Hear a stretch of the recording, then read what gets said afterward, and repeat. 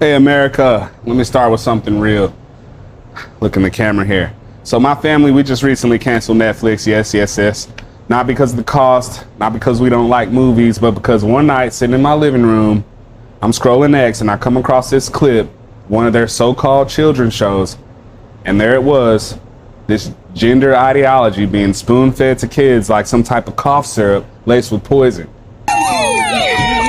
When you're trying to decide, I'm trans, Norma, and I can choose if and when I tell people.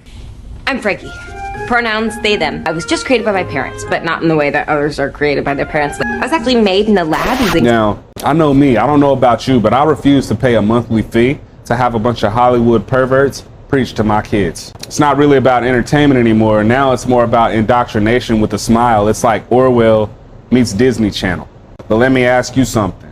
Would you allow your neighbor to just walk into your home and start talking and teaching your kids about sex and gender ideology, uninvited, unannounced? Absolutely not. I highly doubt it. You would probably throw them out with the quickness. So why do you let Netflix and Disney and Hulu and Hollywood into your living room to do the exact same thing? It doesn't make any sense. This is bigger than Netflix though. Hollywood has kind of become the megaphone for leftist ideology, right? They're not just telling stories anymore. They're shaping beliefs. They're rewriting morals. They're planting seeds into the minds of the next generation. C.S. Lewis told us about this. He once said the most dangerous ideas in a society are not the ones being argued, but the ones being assumed. And Hollywood has mastered that trick. They just make you assume everybody agrees with it. They slip this ideology into the background, into the script, into the cartoon, and so to your kids and to you, it feels normal before you really even have time to realize what they did, to question it. And if we're being clear, we all know that at this point, it's not art. They hide behind, well, it's art. It's not art. At this point, it's psychological warfare. And they're aiming at the most valuable and the most vulnerable target of all. They're aiming it at our kids, at my kids, at your kids. But many people are fighting back. They're canceling Netflix. They're fighting back against this trans and leftist ideology being pushed into this kids' programming.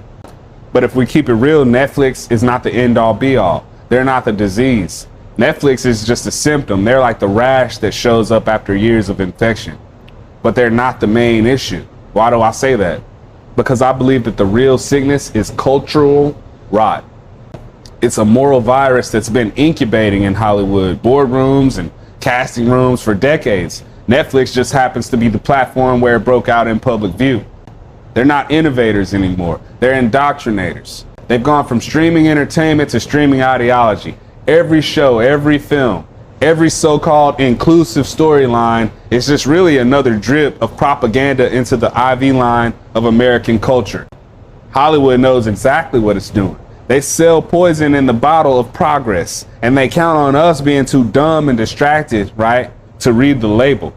Look at what's happening. Instead of creating heroes that inspire kids to dream, they're creating confusion that makes kids question who they even are to begin with.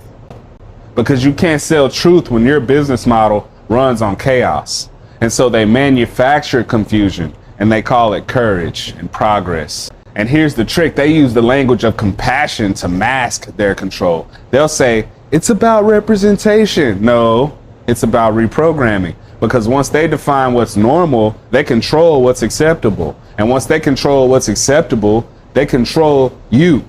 George Orwell warned us about this in the book 1984. He said, the party told you to reject the evidence of your eyes and your ears. And that was their final and most essential command. And does that sound familiar to you? Netflix isn't asking you to watch stories. They're asking you to surrender your standards. They're testing the limits of what you will tolerate. It's not about one show. It's about seeing how far they can push you, how far you will go before you even start to blink and question what it is that they're doing. It's like the frog in the pot analogy. You turn the heat up slowly and he won't jump out until it's too late. And that's what they're doing to the American families. Every episode, every progressive character arc, every wink at ideology, this trans ideology, it's one more degree of heat in the pot. And we're just sitting in the pot. Here's the most tragic part though. We're paying for it. We're funding it. We're paying a monthly subscription to watch our values be mocked, our beliefs be erased, our children be confused. And that's not entertainment, that's extortion with popcorn on the side to butter you up. I think back to what Malcolm X once said. He said, the media is the most powerful thing on earth because they have the power to take the innocent and make them guilty, and take the guilty and make them innocent, right? But today it's not just the media, like the news media. It's Netflix, it's Hulu, it's Disney, right? It's all of them. They've taken that power and they've digitized it, right? They stream their agenda right into your living room, one click at a time. It's on-demand programming from hell to dystopian future. So no canceling Netflix isn't about cancel culture. It's about cultural self-defense. You can't reform a system that profits off of your decay. You can only refuse to feed it. You got to cut it off. Stop feeding it. Cut it off. Cancel it. Ask yourself, why is it always the children? Why is it that every new social experiment, every new buzzword, every new ideology, everything about progress, it always begins in the classroom or on the cartoon? And it's because if you shape the child, you own the future. That's not a theory. That's history. Lenin once said it. He said, give me 4 years to teach these kids, and the seeds that I have sown will never be able to be uprooted. Every tyrant, every movement that ever wanted to rewrite society always started with the youngest, most impressionable minds. And Hollywood knows this. Netflix knows this, and they're not acting alone. Behind the scenes, you have these transnational foundations. You got these NGOs pushing a vision of the global citizen. They don't want children who are rooted in a faith, in a family, children who love a country or a flag. They want kids who see themselves as detached from all of that kind of stuff. Children who see themselves as just kind of free-floating identities in a borderless world. People who are easy to move, easy to manipulate, easy to govern, easy to control. That's what they want. This isn't conspiratorial either. It's written in their own papers. You hear it in their speeches. George Soros' Open Society Foundation openly funds movements for global governance. That's one world government, y'all. Alex Soros posts selfies with world leaders talking about international justice. These aren't villains in a comic book. They're billionaires with the philosophy and the power to make that philosophy real. And that philosophy demands a future without borders, without fixed identities, without the stabilizing force of the nuclear family. So how do you get there? How do you get to that world that they want? You don't start with the adults. The adults are already too set in their ways. You got to start with the kids. You got to teach these kids that gender is fluid, right? And that nations are outdated, that parents are optional, that tradition is oppressive. And by the time those kids are voting, they've already been primed and ready for a world without borders, without anchors, one world government. It's like planting a tree. If you don't want that tree to grow up strong and rooted deeply, you don't chop it down when it's fully grown. You just poison the soil when the tree is still a sapling, when it's still a baby. And that's what's happening to our kids. They know the future that they want, and they know in order to get it, they have to attack our kids. But Hollywood is really just the soft power arm of this project. The movies and the cartoons and the music, all that stuff is designed to normalize this ideology so that they don't even need a debate. They just need a storyline. One day your kid's hero is Superman. The next day it's some blue-haired, non-binary activist with a degree in underwater basket weaving, teaching them to question everything that you've taught them at home. And don't be fooled. This isn't about inclusion. Inclusion was the sales pitch, but control is the product. Because a society full of confused, rootless individuals is a society that can be easily managed from above. And that's exactly the future that these globalists and that the chaos class is building. Even C.S. Lewis decades ago warned in The Abolition of Man. He said, "We make men without chests and expect from them virtue and enterprise." And that's what happens when you strip children of values and identity. They become compliant, not courageous. So parents, if you don't teach them who they are, somebody else will. And that somebody could be anybody. Somebody that don't love them, don't know them, might not even live in this country or love this country. The way the internet works. Growing up in the 90s was a blessing. But I remember I used to hear things, right? Paying attention to these interviews, whispers, really, from people trying to make it in Hollywood. Rappers, singers, talented actors, like people who could light up a room with their voice or their craft or their skill or their talent. But in these interviews, they would always slip in something. They would be like, it's not about talent in Hollywood, you know, it's about what you're willing to do or who you're willing to do it for. And at the time, being young, but as I grew up, you know, I still thought that they were just exaggerating. I thought it was just bitterness talking. Then came the Harvey Weinstein revelation, and then the casting couch revelations, and then came P. Diddy with the lawsuits and the abuse stories and the video and the quiet settlements that only became public when the dam finally broke. R. Kelly. Suddenly I realized those rumors weren't just rumors. Those things were real and they were warnings, right? Hollywood has always had two faces. The glamorous one that they sell to the public, the red carpets, the speeches about equality and justice. And then there's the other face, one that's hidden behind that velvet rope. That's the face that preys on the desperate and the ambitious and the young and the innocent and the impressionable. It's the face of moral rot wearing designer clothes. That's what Hollywood is in 2025. They'll lecture America about morality all day while they traffic in depravity. And they'll condemn the church for its sins while hiding behind these $1 million NDAs. And they'll talk about empowerment while using people for their pursuit of power. I talked about using us as leverage. This is the real Hollywood. You know, it's a place that preaches virtue, but it worships vice. It's where evil doesn't even have to hide in the shadows. It's rewarded with Oscars. And the sad thing is these are the people who are trying to tell us how to raise our kids.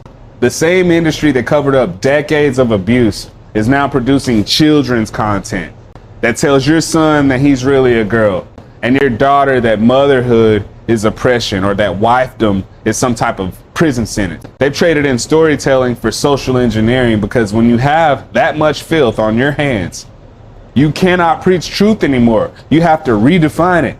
You have to redefine reality. Who does that? There's a line in The Usual Suspects where Kevin Spacey's character, yes, I know that's ironic, Kevin Spacey, but Kevin Spacey says some real stuff. He says the greatest trick that the devil ever pulled off was convincing the world that he doesn't exist. It's disgusting. We have awakened to it. And the reason it's so dangerous is because they do it under the banner of progress. And these kids who don't know believe it. They say, oh, we're just reflecting society. No, you're not. You're infecting society.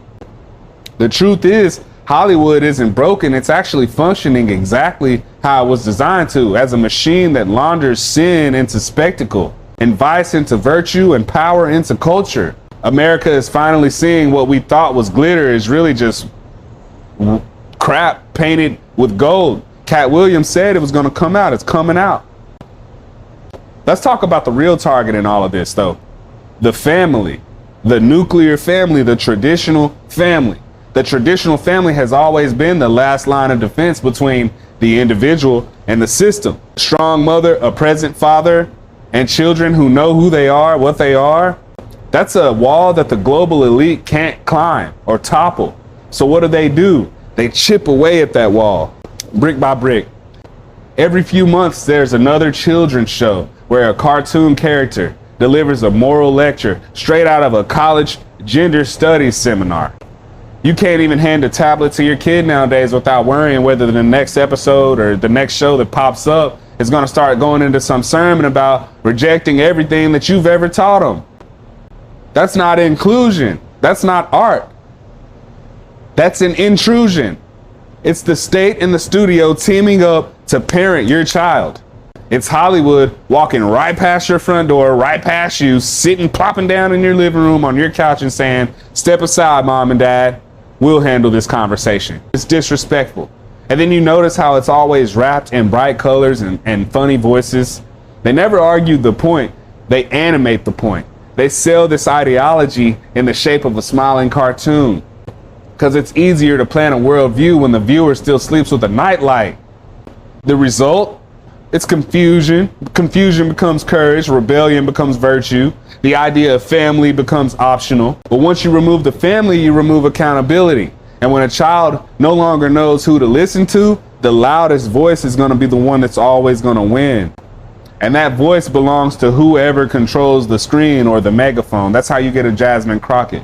Remember what G.K. Chesterton said. He said the family is the test of freedom, the true test, because the family is the only thing that the free man makes for himself and by himself. And so you take away the family and you take away the freedom.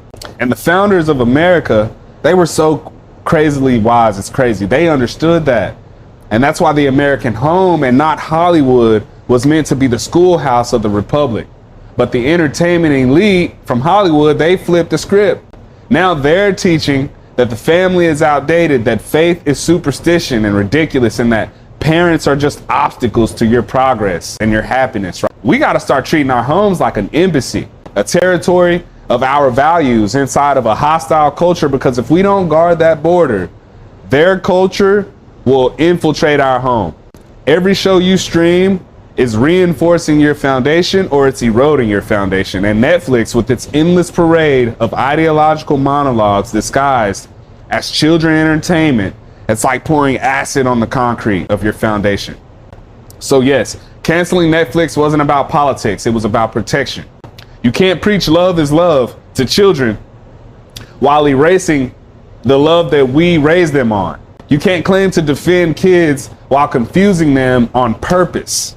That's evil, and that's what we're fighting against. You ever notice that all these cultural battles, the ones that start in Hollywood, they trickle through the media, right? And then they end up in your kid's classroom. Somehow, those things always benefit the same people, the same side. I don't want to talk party, but the same party. That's not an accident, that's a strategy. The ultimate goal isn't just to sell you entertainment or win an argument on gender or race or anything. It's just to create a society that is too divided and too demoralized to notice who's actually pulling the strings. Pay no attention to the man behind the green curtain is what they used to say. The culture war is the smoke. The political machine behind the war, that's the fire. Every time we're told that America is irredeemably broken, or that borders are immoral, or that faith is bigotry, or that family is optional, it feeds a worldview where the average citizen feels powerless. And when people feel powerless, people stop voting and they stop volunteering. They stop believing that their voice even matters. And that's exactly what the global elite want. They want a public that spectates while they legislate and control everything. That's how they win. And that's why voting now really matters more than ever. Not just in the big elections, but in the quiet ones too, in the school board and the city council and the local judge and the dog catcher. Because culture trickles down from the top, but policy has to rise up from the ground, from the grassroots. And we've made a bad habit of electing performers instead of patriots. People like Jasmine Crockett. We fall for the speeches, for the polished smiles, for the studio lighting and the viral sound bites. But America was never meant to be run by actors. It was meant to be led by patriots, by citizens. The founders didn't fight a revolution for celebrity rule. They fought for self-government, for a system where farmers and blacksmiths and teachers and lawyers, real Americans, had the final say. But you look around today, and we've got politicians who treat Congress like it's a social media casting call. Yeah, they tried to rig the game, but you can't fake influence. Hey, I'm tripping, I'm sliding, I'm riding through the back like go. Must have on a beat, bro, deep boat in the rap. Kendrick Lamar dance. Man down, call like Ember Lambs, tell them breathe. Two backups. Tell them boys to the cross, they walk around like T. Right? They sell slogans instead of solutions. Selfies instead of substance. Hollywood cheers them on. Because a polished pretender is easier to control than a principled fighter. We can't keep letting people audition for power. We need to hire them for service. John Adams once warned us. He said, liberty once lost is lost forever. And liberty dies when good people sit out, don't get involved in the fight because they're too busy scrolling. So when election day comes around, I want you to remember this. It's not just about who gets a seat in Washington. It's about who gets a voice in your home, in your school, in your kid's mind, in your child's future. Vote for the men and women who still believe in America first, not globalism first. Vote for people who'd rather build than to perform, for people who love America. Because if we keep electing these actors, we'll keep living in a show. And the curtain's already falling on the republic that our forefathers gave us. Ordinary Americans are saying enough is enough. Where's the common sense? For years we've been told resistance was futile and that the culture was already lost, that America's already on its way down, that the global tide was too strong. But tides don't decide the direction, people do. and the pushback has already begun. Parents are pulling their kids out of these schools that preach this confusion instead of character. Families are canceling these evil streaming services that mock their values. Entrepreneurs, they're building platforms that respect free speech instead of punishing it. You can't cancel a conviction, but you can cancel a subscription. It's starting to look a lot like 1776 again, except this time the battlefield isn't Lexington or Concord. It's your mind, it's your wallet, it's your vote, it's your children's mind. The muskets have been replaced with microphones and podcasts and ballot boxes. And the question before us is the same one that Jefferson faced. Will we govern ourselves or will we be governed by others? This movement isn't about hate, it's about healing. It's about restoring sanity in a world that profits from chaos. It's about protecting innocence in a culture that feeds on confusion. And it's about remembering that freedom doesn't belong to a party. Freedom belongs to the people. It belongs to us. We don't need Hollywood's approval. We need each other's courage. We need to come together. We don't need global bureaucrats dictating our destiny. We need parents and pastors and mentors and patriots willing to rebuild from the ground up. The media is going to tell us we're alone, that you're alone. We're not. From Texas to Tennessee, from Detroit to Denver, people are waking up. They're finding their voice again. They're finding Christ again. They're realizing that the most radical act in today's world is to just live with common sense and godliness. This is how renewal begins, not with riots and hashtags, but with men and women who quietly decide that my faith, my family, my country are actually worth fighting for. My friends, if you have listened this far, then you already know what this really is about. It's not about Netflix. It's not about Hollywood. It's about the soul of this country and whether we still have the courage to protect it. It's not left versus right anymore. It's right versus wrong. It's good versus evil. It's godliness versus ungodliness. Truth versus narrative. The people who want to erase our families and our borders and our traditions, they're very loud, but they're not very strong. They're cowardly. Real strength doesn't come from online influence and assassinations. It comes from integrity. It comes from mothers, fathers who refuse to hand their children over to the culture. It comes from churches that preach truth, even when the world laughs at them. It comes from patriots who still believe in America, who with all their flaws, right, and with all her battles, and with all her scars and all her secrets, she's still worth defending, and she's still the greatest country on the face of this planet by far. And so what do we do from here? We got to keep pushing back. We got to keep voting. We got to keep showing up. We got to teach our children that their worth isn't determined by some trend or some algorithm or some activist with blue hair or some script, but it's determined by the God that made them and made the country that gives them the freedom to dream and to be who they really are. You know, you cancel what insults your soul. You support what strengthens your spirit. And remember, you don't have to shout to be heard out here. You just have to be willing to stand up when everybody else is sitting down. That's why I decided to run for office against Jasmine Crockett. This is how we reclaim our story. This is how we rebuild our culture. One honest conversation, one courageous choice, one household, one kitchen table at a time. At the end of the day, we're all Americans. All of our differences of opinion, that's what makes this place great. That's what Charlie taught us. Charlie Kirk was a special man. Peaceful political discourse, but truth, facts, that is powerful. That's not a drip in the IV of the American culture with truth and facts. He was flooding our system with truth and facts, and he was changing too many people, changing too many young minds too fast. Young minds is the key thing. I believe that's why they hated him so much. But I probably wouldn't even be doing this if it weren't for Charlie Kirk. I think that it's important that we pick up where people like he or where he left off, because the work that he did was important and it was impactful. It was effective. It was meaningful.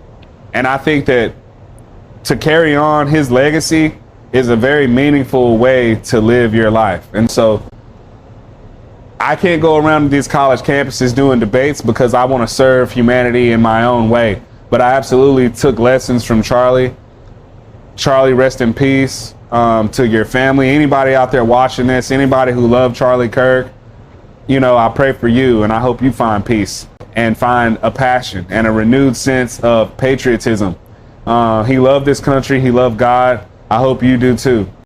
But ultimately, you know, we have to stop just sitting back and allowing these things to happen. When Netflix or Hollywood, when they come for us, we have to show them that we're not just going to sit back and take it. And in a non-violent and in a rational and grown-up way.